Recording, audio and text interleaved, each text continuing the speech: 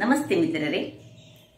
ಸಿರಿಧಾನ್ಯಗಳು ನಮ್ಮ ಪ್ರಾಚೀನ ಕಾಲದ ನಮ್ಮ ಪೂರ್ವಜರು ಉಪಯೋಗಿಸುತ್ತಿದ್ದಂತಹ ಒಂದು ಧಾನ್ಯಗಳಂತ ಹೇಳ್ಬೋದು.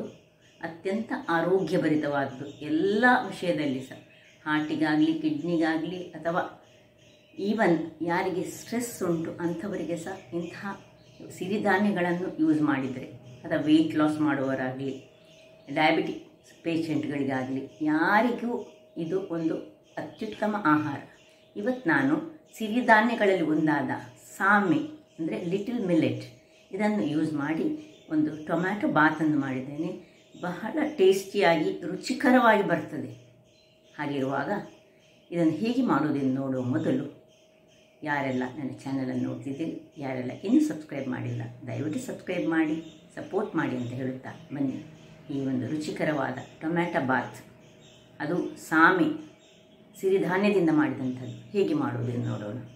ಮಿತ್ರರೇ, ಈ ಮಿಲೆಟ್ಸ್ ಆರೋಗ್ಯಕ್ಕಂತೂ ಬಹಳ ಉತ್ತಮ. ಯಾವ ಮಿಲೆಟನ್ನು ತೆಗೆದುಕೊಳ್ಳಿ ನೀವು, ಅದು ರಾಗಿ ಆಗಲಿ, ಅಥವಾ ಈ ಸಜ್ಜೆ ಆಗಲಿ, ಅಥವಾ ಸ್ಯಾಮೆ ಆಗಲಿ. ನೋಡಿ, ಇದು ಸ್ಯಾಮೆ ಮಿಲೆಟ್, ಇದಕ್ಕೆ ಲಿಟಲ್ ಮಿಲೆಟ್ ಅಂತ ಇಂಗ್ಲೀಷಲ್ಲಿ ಹೇಳ್ತೇವೆ.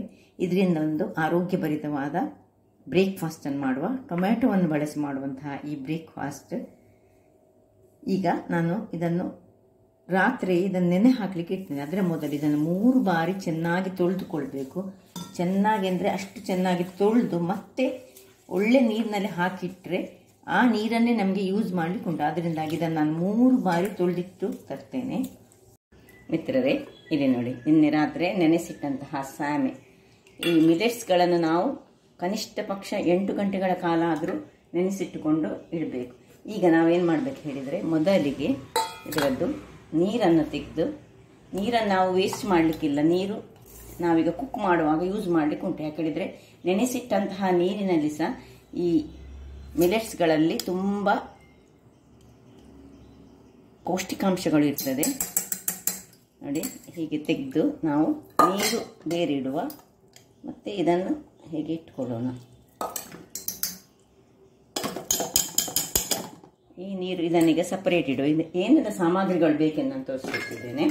ಇಲ್ಲಿ ನೋಡಿ, ಕಟ್ ಮಾಡಿದಂತಹ ಚಾಪ್ಡ್ ಜಿಂಜರ್ ಮತ್ತು ಚಾಪ್ಡ್ ಗಾರ್ಲಿಕ್. ಇದು ಜಿಂಜರ್, ಇದು ಗಾರ್ಲಿಕ್. ನಾನು ಒಂದೇ ಮೆಣಸು ಯೂಸ್ ಮಾಡ್ತಿದ್ದೇನೆ, ನೀವು ಬೇಕಿದ್ರೆ ಹೆಚ್ಚು ಮಾಡ್ಕೊಳ್ಬಹುದು, ಖಾರ ಕಡಿಮೆ. ನಾನು ಇಲ್ಲಿ 1 ಟೊಮ್ಯಾಟೊ ಹೆಚ್ಚಿಟ್ಟುಕೊಂಡಿದ್ದೇನೆ, 1 ಈರುಳ್ಳಿಯನ್ನು ಹೆಚ್ಚಿಟ್ಟುಕೊಂಡಿದ್ದೇನೆ, ಸ್ವಲ್ಪ ಕೊತ್ತಂಬರಿ ಸೊಪ್ಪು, 1 ಚಮಚಗಳಷ್ಟು ಗರಂ ಮಸಾಲೆ ಅಥವಾ ಚಿಕನ್ ಮಸಾಲೆ, ಯಾವ ಮಸಾಲೆ ಆಗ್ತದೆ. ಏನು ನಿಮ್ಮ ಹತ್ರ ಗರಂ ಮಸಾಲೆ ಇರದಿದ್ದರೆ ಅಥವಾ ಚಿಕನ್ ಮಸಾಲೆ ಇರದಿದ್ದರೆ ನೀವು ಕೊತ್ತಂಬರಿ ಪುಡಿ, ಜೀರಿಗೆ ಪುಡಿ ಮತ್ತು ಈ ಮೆಣಸಿನ ಪುಡಿಯನ್ನು ಮಿಕ್ಸ್ ಮಾಡಿಕೊಂಡು ಸಹ ಮಾಡಿಕೊಳ್ಬೋದು. ಒಂದು ಅರ್ಧದಷ್ಟು, 1 ಸ್ಪೂನಿನಷ್ಟು ನಮಗೆ ಲಿಂಬೆಯ ರಸ ಬೇಕು, ಸ್ವಲ್ಪ ಕರಿಬೇವಿನ ಸೊಪ್ಪು, ಮತ್ತು ನಾನಿದು ಆಪ್ಷನಲ್ ತೆಂಗಿನ ತುರಿ ಸ್ವಲ್ಪ ಹಾಕ್ಕೊಳ್ತಿದ್ದೇನೆ, ಬೇಕಿದ್ರೆ ಹಾಕ್ಕೊಳ್ಬೋದು. ಈಗ ಮೊದಲಿಗೆ ಈ ಒಂದು 3 ಟೊಮ್ಯಾಟೊದಿಂದ, ಇಲ್ಲಿ 1 ಟೊಮ್ಯಾಟೊವನ್ನು ಕಟ್ ಮಾಡಿ ಇದಕ್ಕೆ ಯೂಸ್ ಮಾಡಲಿಕ್ಕೆ ಇಟ್ಕೊಂಡಿದ್ದೇನೆ. ಈ 3 ಟೊಮ್ಯಾಟೊದೊಂದು ಪ್ಯೂರಿ ಮಾಡುವ. ಟೊಮ್ಯಾಟೊ ಪ್ಯೂರಿ ನಿಮ್ಮ ಹತ್ರ ಆಲ್ರೆಡಿ ಇದ್ದರೆ ಅದನ್ನು ಯೂಸ್ ಮಾಡ್ಬೋದು, ಕೆಲವರು ಹೊರಗಿನಿಂದ ತರ್ತಾರೆ.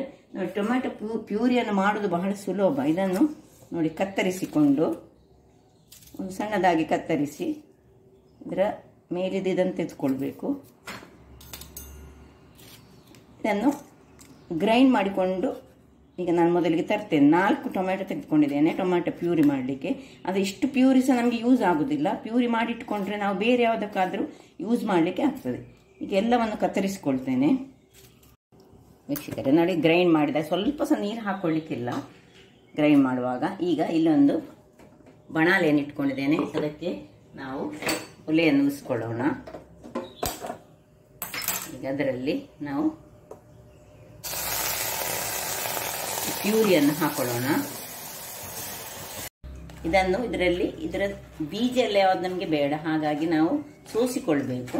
ಚೆನ್ನಾಗಿ ಸೋಸಿಕೊಂಡು ನಾನು ತೆಗೆದುಕೊಡ್ತೇನೆ. ಈಗ ಗಾಳಿಸಿಕೊಂಡು ನೋಡಿ, ಹೀಗೆ ನಾನು ಹಾಕೊಂಡಿದ್ದೇನೆ.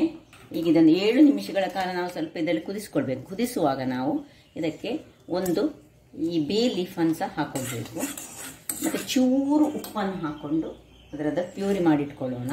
ಇದು ನಮಗೆ ಯಾವಾಗಲೂ ಮಾಡಿಟ್ಟುಕೊಂಡು ಫ್ರಿಡ್ಜಲ್ಲಿ ಇಟ್ಕೊಳ್ಬೋದು. ನಮಗೆ ಹೊರಗಿನಲ್ಲಿ ಸಹ ಸಿಗ್ತದೆ ಅಲ್ಲ.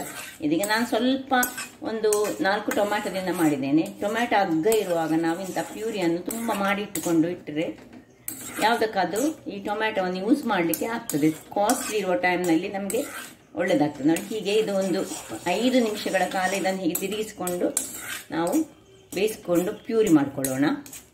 ವೀಕ್ಷಕರೇ, ಇಲ್ಲಿ ನೋಡಿ, ಇದೀಗ ದಪ್ಪ ಆಯಿತು, ಸಾಕು. ಇದನ್ನೀಗ ತೆಗೆದುಕೊಂಡು ಅದೇ ಸ್ಟೌವಲ್ಲಿ ಅದನ್ನು ಆಫ್ ಮಾಡ್ಕೊಳ್ಳೋದು ಬೇಡ, ಇದನ್ನೆಲ್ಲಿ ತಣ್ಣಗಾಗಲಿಕ್ಕೆ ಬಿಡೋಣ. ಒಂದು ಕಡಾಯಿಯನ್ನು ಇಟ್ಟುಕೊಂಡು ಅದಕ್ಕೆ ಸ್ವಲ್ಪ ಎಣ್ಣೆಯನ್ನು ಹಾಕ್ಕೊಳ್ತೇನೆ. ಒಂದು 3 ಚಮಚಗಳಷ್ಟು ಎಣ್ಣೆಯನ್ನು ಹಾಕ್ಕೊಳ್ತಿದ್ದೇನೆ ನಾನು. ಎಣ್ಣೆ ನಿಮಗೆ ಬೇಕಿದ್ದಷ್ಟು ಹಾಕ್ಕೊಳ್ಬೋದು, ಯಾವುದೇ ಆಗ್ತದೆ. ನಾನು ವುಡ್ ಪ್ರೆಸ್ಡ್ ಆಯಿಲ್ ಹಾಕ್ಕೊಳ್ತಿದ್ದೇನೆ. ಈಗ ಅದಕ್ಕೆ ಸ್ವಲ್ಪ ಸಾಸಿವೆಯನ್ನು ಹಾಕ್ಕೊಳ್ಳೋಣ. 1 ಚಮಚಗಳಷ್ಟು ಸಾಸಿವೆ, ಮತ್ತು ಉದ್ದಿನ ಬೇಳೆ. ಅದು ಸಿಡಿಯುವಾಗ ಸ್ವಲ್ಪ ಉದ್ದಿನ ಬೇಳೆ, ಸ್ವಲ್ಪ ಕಡಲೆಯ ಬೇಳೆ, ಇನ್ನು ಕರಿ ಲೀವ್ಸನ್ನು ಹಾಕೊಳ್ಳೋಣ.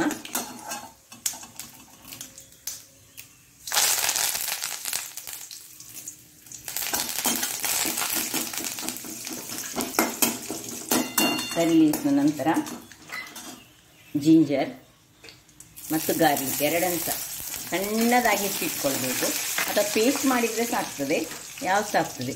ಇದು ಗಾರ್ಲಿಕ್, ಒಂದು ಜಿಂಜರ್, ಇನ್ನು 2 ಕಾಯಿ ಮೆಣಸು.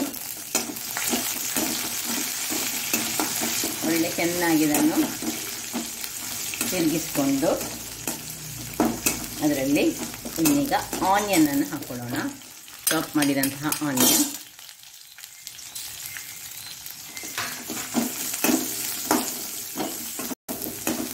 ಸ್ವಲ್ಪ ಬಾಡುವಾಗ ನೀರುಳ್ಳಿ, ಟೊಮ್ಯಾಟೊವನ್ನು ಹಾಕೊಳ್ಳೋಣ.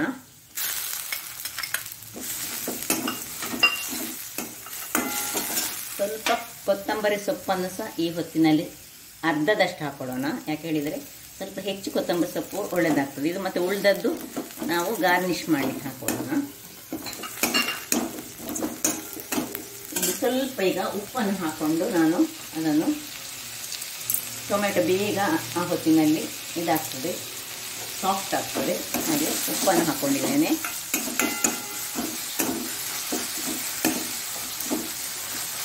ಇನ್ನು ಇಲ್ಲಿ ನೋಡಿ, ಈ ಒಂದು ಇದನ್ನು ಹಾಕುವ ಮೊದಲು ನಾವಿಲ್ಲಿ ಮಾಡಿಟ್ಕೊಂಡ ಪ್ಯೂರಿ ಉಂಟಲ್ಲ, ಟೊಮ್ಯಾಟೊ ಪ್ಯೂರಿ, ಈ ಪ್ಯೂರಿಯನ್ನು ನಾವು 1 ಲೋಟಗಳಷ್ಟು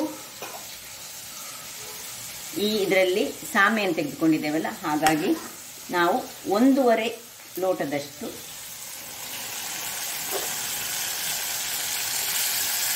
ಈ ಪ್ಯೂರಿಯನ್ನು ಇದಕ್ಕೆ ಹಾಕೊಳ್ತಿದ್ದೇನೆ ನಾನು. ಯಾಕೆಂದರೆ ನಾವು ಮಾಡ್ತಾ ಇರೋದೀಗ ಟೊಮ್ಯಾಟೊ ಬಾತ್, ಅದರಿಂದಾಗಿ ಸ್ವಲ್ಪ ಅದಕ್ಕೆ ಟೊಮ್ಯಾಟೊ ಹೆಚ್ಚು ಬೇಕಾಗ್ತದೆ. ಇಲ್ಲೀಗ ಟೊಮ್ಯಾಟೊ ಹುಳಿ ಟೊಮ್ಯಾಟೊ ಆದರೆ ನಾವು ಲಿಂಬೆ ಹುಳಿಯನ್ನು ಯೂಸ್ ಮಾಡುವಂಥ ಅವಶ್ಯಕತೆ ಇಲ್ಲ.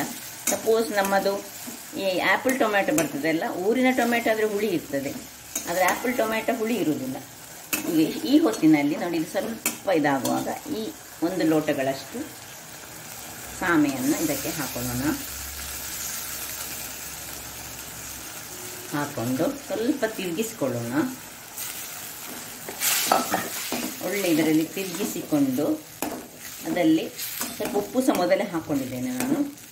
ಬಹಳ ಹೆಲ್ದಿಯಾದ ಒಂದು ಟೊಮ್ಯಾಟೊ ಬಾತ್ ಇದು, ಸಾಮೆಯಿಂದ ಮಾಡಿದಂತಹದ್ದು. ಯಾರು ವೆಯ್ಟ್ ಲಾಸ್ ಮಾಡ್ತಿದ್ದೀವಿ ಅಂಥವರಿಗೆ ಹೇಳಿ ಮಾಡಿಸಿದಂತಹದ್ದು, ಯಾರಿಗೆ ಶುಗರ್ ಉಂಟು ಅಂಥವರಿಗೆ ಸಹ ಒಳ್ಳೆಯದು. ಮತ್ತು ಯಾರು ಸಹ ಹೀಗೆ ನಾರ್ಮಲ್ ಆಗಿ ಸಹ ಇದನ್ನು ಮಾಡಿಕೊಂಡು ತಿನ್ಬೋದು. ವೀಕ್ಷಕರೇ, ಈಗ ಇದರಲ್ಲಿ ಇಷ್ಟು ಫ್ರೈ ಆಗುವಾಗ ಈ ನಾವು ಗರಂ ಮಸಾಲೆಯ 1 ಚಮಚದಷ್ಟು ಪುಡಿ, ಅಥವಾ ಯಾವ್ದು ಸಾಕ್ತದೆ ನಿಮ್ಮ ಹತ್ರ, ಚಿಕನ್ ಮಸಾಲೆ ಇದೆ, ಚಿಕನ್ ಮಸಾಲೆ ಪೌಡರ್ ಸಹ ಬಹಳ ಚೆನ್ನಾಗಿ ಬರ್ತದೆ. ನಾನೊಂದು ಚಿಕನ್ ಮಸಾಲೆ ಪೌಡರ್ನ ಯಾವಾಗಲೂ ತಂದಿಟ್ಟುಕೊಳ್ಳುವುದು, ಅಥವಾ ಮಾಡ್ಬೋದು, ನಾವೇ ಮಾಡಿಕೊಳ್ಬೋದು. ಗರಂ ಮಸಾಲೆಗಳನ್ನು ಹಾಕಿ ಮಾಡಿದರೆ ಆಯಿತು.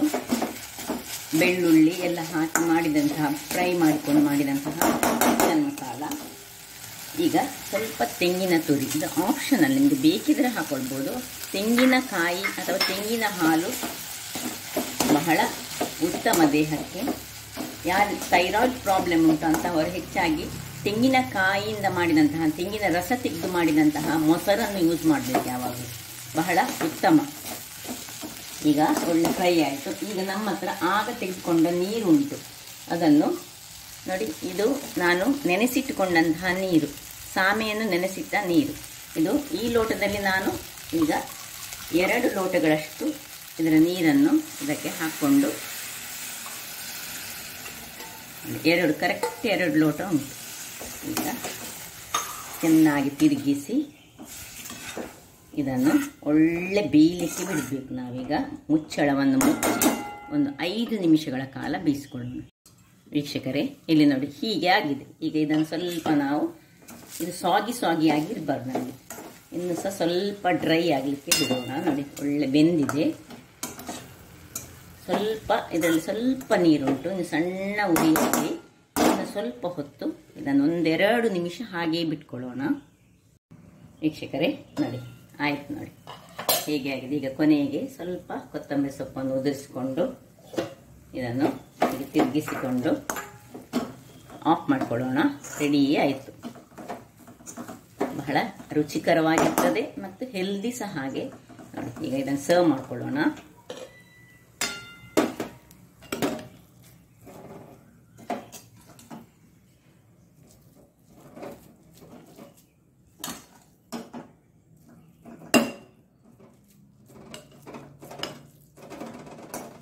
ಒಂದು ನಮ್ಮನೆ ನಮ್ಮದು, ನಾವು ಕರಾವಳಿ ಶೈಲಿಯವರು ಸಜ್ಜಿಗೆ ಹೇಗೆ ಮಾಡ್ತೇವೆ, ಸ್ವಲ್ಪ ದಪ್ಪ ಕಣ್ವ ಸಜ್ಜಿಗೆಯನ್ನು ಹೇಗೆ ಮಾಡ್ತೇವೆ ಅದೇ ರೀತಿಯಲ್ಲಿ ಬರ್ತದೆ. ಟೇಸ್ಟ್ ಅಂತೂ ಸೂಪರ್ ಆಗಿರ್ತದೆ. ನೋಡಿ ಇದನ್ನೀಗ ನಾವು ಬೇಕಿದ್ರೆ ಹೀಗೆ ಇದರ ಮೇಲೆ ಸ್ವಲ್ಪ ಕೊತ್ತಂಬರಿ ಸೊಪ್ಪನ್ನು ಚಿಮ್ಮಿಕೊಳ್ಳೋಣ. ನೋಡಿದ್ರಲ್ಲ ವೀಕ್ಷಕರೇ, ಒಂದು ಹೆಲ್ದಿಯಾದ ಸಾಮೆಯಿಂದ ಮಾಡಿದಂತಹ ಟೊಮ್ಯಾಟೊ ಬಾತ್ ಮಾಡಿದ್ದೇನೆ ನಾನು. ರೈಸ್ ಬಾತಿನ ಹಾಗೆ ಅಷ್ಟೇ ಟೇಸ್ಟಿಯಾಗಿ ಬರ್ತದೆ. ಇದಕ್ಕೆ ನಾವು ಹುಳಿ ಕಡಿಮೆ ಇದ್ದರೆ ಸ್ವಲ್ಪ ಲಿಂಬೆ ಹುಳಿಯನ್ನು, ಇದು ಟೊಮ್ಯಾಟೊದ್ದು ಹುಳಿ ಕಮ್ಮಿ ಅಂತ ಇದ್ದರೆ ಕೊನೆಗೆ ಸ್ವಲ್ಪ ಲಿಂಬೆ ಹುಳಿಯನ್ನು ಸಹ ನಾವು ಹಿಂಡಿಕೊಳ್ಬಹುದು. ನಂದು ಸ್ವಲ್ಪ ಟೊಮ್ಯಾಟೊ ಹುಳಿ ಇತ್ತು, ಅದರಿಂದಾಗಿ ನಾನು ಲಾಸ್ಟಿಗೆ ಹಿಂಡಿಕೊಳ್ಳಲಿಲ್ಲ. ಹಾಗಾದರೆ ನನ್ನ ಈ ಕುಕಿಂಗ್ ಚಾನಲ್ ನಿಮಗೆ ಇಷ್ಟ ಆದರೆ ಬೋಳೂರು ಸುವರ್ಣ ಚಾನಲನ್ನು ಲೈಕ್ ಮಾಡಿ, ಶೇರ್ ಮಾಡಿ ಹಾಗೂ ಸಬ್ಸ್ಕ್ರೈಬ್ ಮಾಡಿ ಹಾಗೂ ನನ್ನ ಇನ್ಸ್ಟಾಗ್ರಾಮ್ ಪೇಜನ್ನು ಫಾಲೋ ಮಾಡಿ. ಧನ್ಯವಾದಗಳು.